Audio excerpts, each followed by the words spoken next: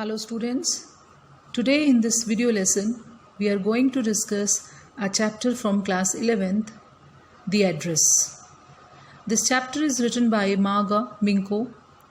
This chapter belongs to Supplementary Reader Snapshot. Children, The Address is a very touching story.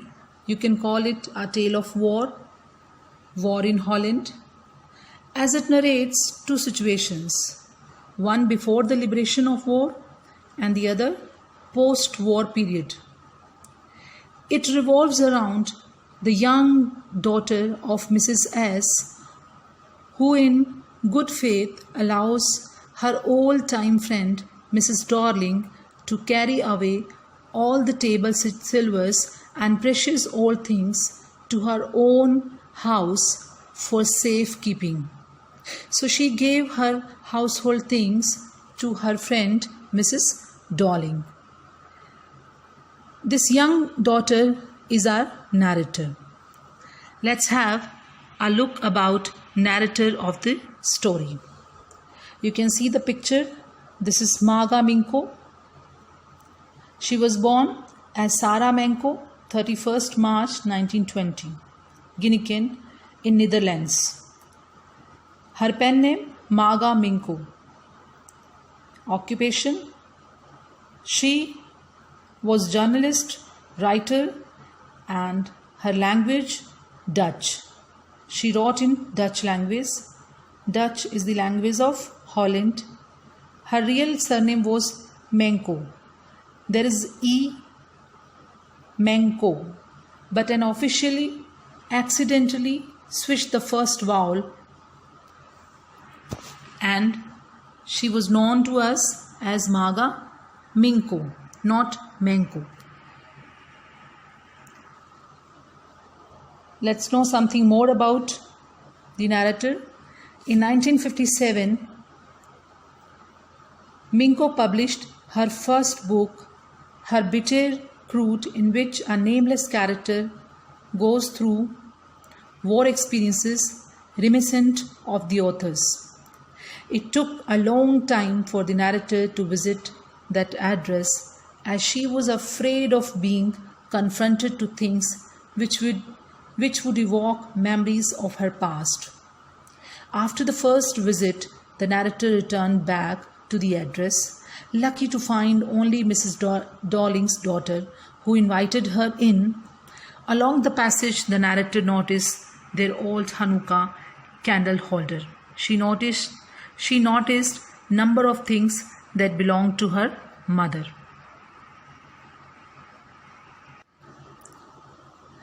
Let's talk about the background of the chapter. Children, during World War II, the Germans, means the Nazis under Hitler, they invaded Holland, where 90% of people were Jews. In Holland, 90% of people were Jews, and many of the Jews fled in fear to other countries. Our narrator was one of among them. Narrator had also to leave her home with her mother. Her mother left her belonging to a friend, Mrs. Darling. It took a long time for the narrator to visit that address, as she was afraid of being confronted.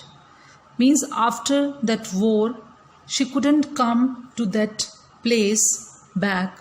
It took a long courage to her to visit that address, as she was afraid of being confronted. Confront to her past. Let's see this. Let's have a look. It took long time for the narrator to visit that address. She was afraid. She was afraid to see her own place because of that war experience.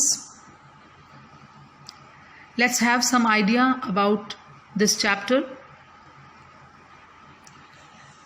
Children, it is a story of a girl whose mother gave their belongings to a lady called Mrs. Darling during the World War II. As we have already discussed in the second slide, that she was born in 1920 and the first war took place in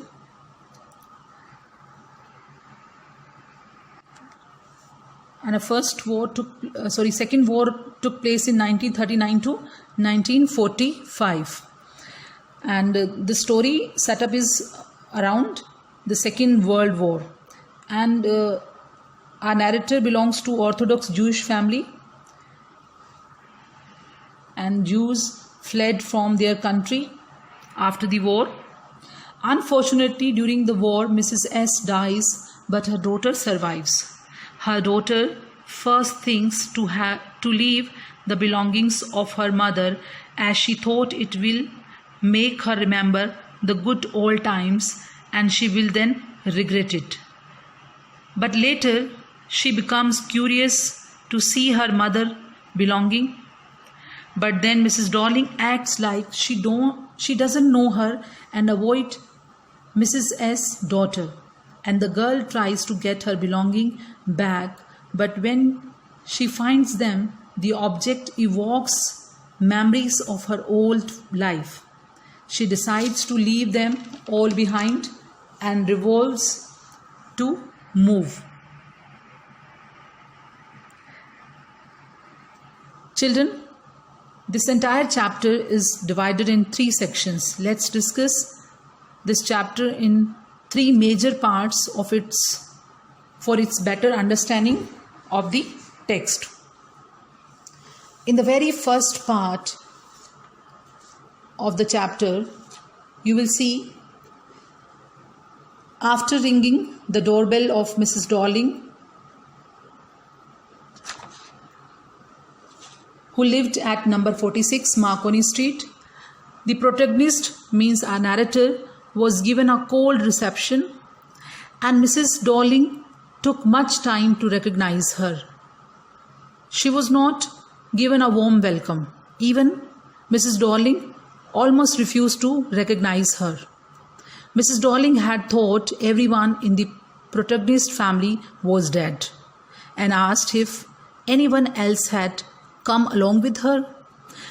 See, Mrs. Darling refused to let the protagonist inside the house, inside her home, and told her to come back sometimes later. The protagonist recognized her mother's green cardigan, which that Mrs. Darling, that lady, was wearing. She decided to go back to the train station and thought about her mother and how she told her about Mrs. Darling, who was an acquaintance of hers. She, remembers her mother's statements. So in the very first meeting with Mrs. Darling, she was not given warm welcome, but girl was trying to seek belongings of her mother. She was at right door, at right house number 46 in Marconi Street, because she remembered that once her mother told her about that address. She decided to go back to the train, then thought about her mother and how she told her about Mrs. Darling, who was an acquaintance of hers. During the war, Mrs. Darling would visit their house and take their possessions with her, as she didn't want them to get lost if they ever left the place. So Mrs. Darling had she was visiting their place, their home, and narrator had met her in past. Narrator could understand that she had made no mistake. She was at right address. She asked the woman whether she knew her mother. The woman could not deny this. The narrator wanted to talk to her for some time, but the woman cautiously closed the door. She intentionally closed the door. She was trying to hide something. The narrator stopped there for some time, and then there had no option. She decided to leave the place, and finally she left the place. Let's have the second part. In second part, we see that in the subsequent sections, the memories of the narrators bygone days come to light. Here she remembers her past. Her mother had provided the address years ago during the war, and she went to home for few days. She could find that various things were missing. Now in this part she is remembering her past, when she when she came to her house and her mother had provided the address years ago during the war. She went to home for few days. She could find that various things were missing. At the time, her mother told her about Mrs. Darling. She happened to be an old acquaintance of the narrator's mother. Lately, she had renewed contact with her and had been coming there regularly. So Mrs. Darling was visiting their place regularly. This whole episode she is thinking on the way back to station. Every time she left their house, she took something home with her. She told that she wanted to save all their nice possessions. The next day the narrator saw Mrs. Darling going out of their house with a heavy suitcase. She noticed that she was carrying some heavy suitcase. She had a fleeting glimpse of Mrs. Darling's face. Mrs. Darling was in a hurry. She had that suitcase and she had a fleeting that glimpse of Mrs. Darling face, and narrator asked her mother whether the women lived far away. At that time, the narrator's mother told about the address. She said that her address is number 46 Marconi Street. After many days after the war, the narrator was curious to take record of the old possessions. All the things belonged to her mother that must still be at number 46 Marconi Street. She thought that her things will be at that address. Earlier she was not planning to have those things, but because of curiosity to meet those old things, she decided to go to that place, number 46 Marconi Street. With this intention, she went to the given address. So this was the second part of the chapter. Now we'll discuss the third and the last, or you can say the concluding part of the story.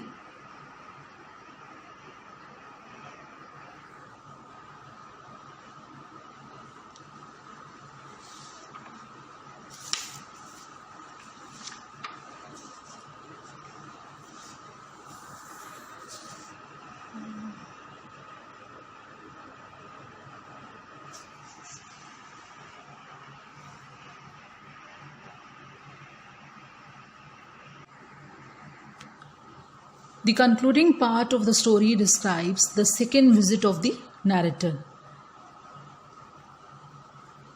In the very first part, we read about narrator's first visit to this address, and then in second part we read about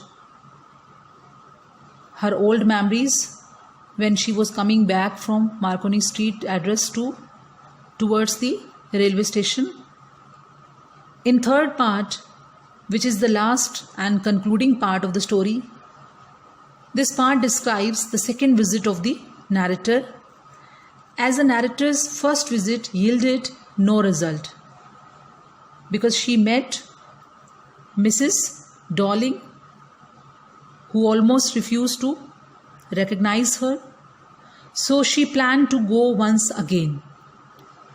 See, interestingly, a girl of 15 years opened the door this time. So there was a girl of 15 years at that door. Her mother was not at home. Mrs. Darling was not home at this time.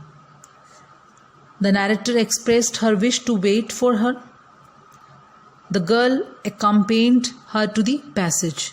She brought her in the house, and the narrator saw, when she entered in the house, she sat and waited for Mrs. Darling.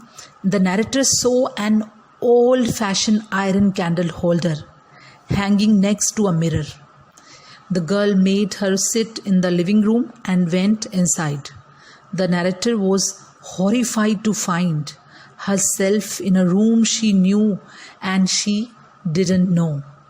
See, she knew but she didn't know. She found herself in the midst of familiar things which she longed to see again, but which troubled her in the strange atmosphere.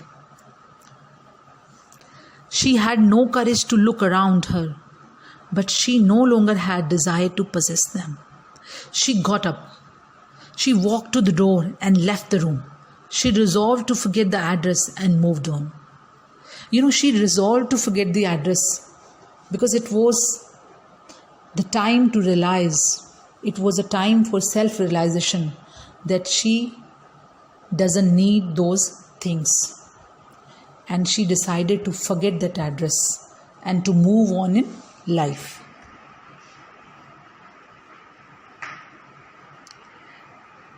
Let's discuss key points of the chapter. We have discussed the entire story in 3 phases. Now we are kind of revising through these key points the entire chapter. The narrator arrives at 46 Marconi Street, a house owned by a certain Mrs. Darling. The door is opened a mere inch by a woman who seems not to know the narrator and treats her with cool incivility. However, during the course of the interaction, 3 important realizations occur. First, the narrator realizes that she is at the correct address, as Mrs. Darling is wearing her mother's sweater. From the faded buttons, it is evident that sweater has been worn fairly often by that lady, Mrs. Darling. The narrator knows she is unwelcome, as Mrs. Darling doesn't even let the narrator come into the. Narrator goes away disappointed and unsuccessful in collecting her things. Third, the narrator hears a door open and close within the house behind Mrs. Darling. The readers know then that there is another person in the house. She got that time that there is some other person in the house, someone whom Mrs. Darling is anxious to keep away from the narrator. Let's discuss another key points. As the narrator walks back to the train station, she recalls how once on returning home from the university, this was the second phase of the story, where she recalls her past. She recalls how once on returning home from the university during the first half of World War II, she had found several of their household items missing, and her mother had then informed her that Mrs. Darling, an old acquaintance of her mother's, had renewed their contact and insisted that she keep their things safe during the war. The narrator also recalls another incident when she had been Mrs. Darling for an instant in a brown coat and shapeless hat before the woman left with yet another installment of the narrator's things. Here she was with heavy briefcase. We read about this in second phase of the story. The narrator's mother, an apparently gullible woman, didn't seem to suspect Mrs. Darling's intentions, and Mrs. S., the narrator's woman, was more worried about Mrs. Darling hurting herself for being attacked by someone while carrying their things back to Marconi Street for safekeeping. She asked her daughter to remember Mrs. Darling's address in case the narrator was the only one who survived the war. After the first successful visit, the narrator ruminates about why she took so long to return for her mother's things. The war and the loss of her family had settled heavily on the narrator's heart. She only felt fear and hesitation when the thought about the things kept at Mrs. Darling's house. Each of those things carried memories of her life before the war. The pain of loss stopped her from returning for her things sooner. The impact of war on civilians has been portrayed in several books and movies, including The Diary of a Young Girl, various examples from various texts, and the impact of war, like Sarah's Key by Tatiana de Rosnay, and The Boy in the Striped Pyjamas by John Boyne, and movies such as Schindler's List and the torture of the concentration camp and the loss of loved ones left a painful, everlasting impact. Same happened with narrator too.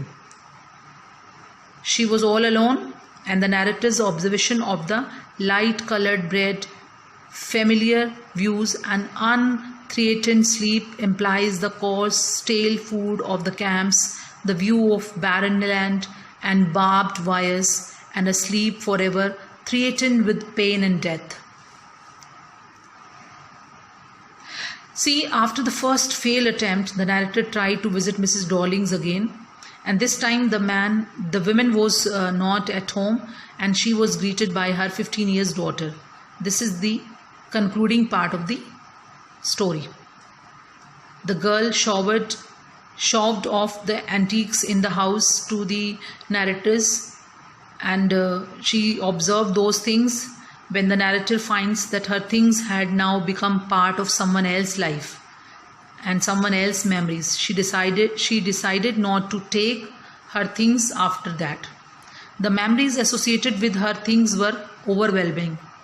Obviously, she was very happy to see those things. She was overwhelmed.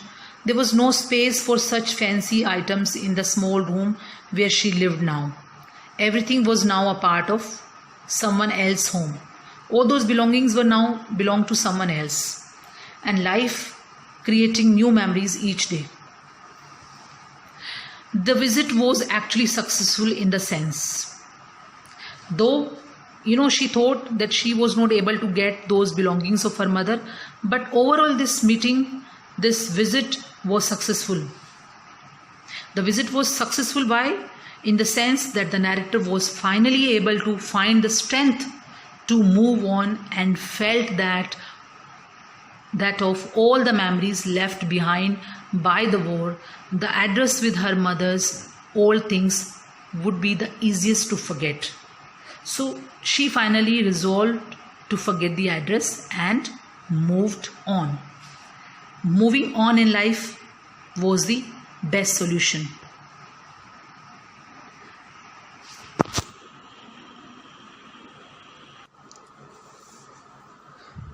Children, there is a question bank. You can find answers for these questions asked here in another PPT, which you can download or which you can find from the site KVS RO Jaipur online resources. I hope you like the video. Thank you. Hello students.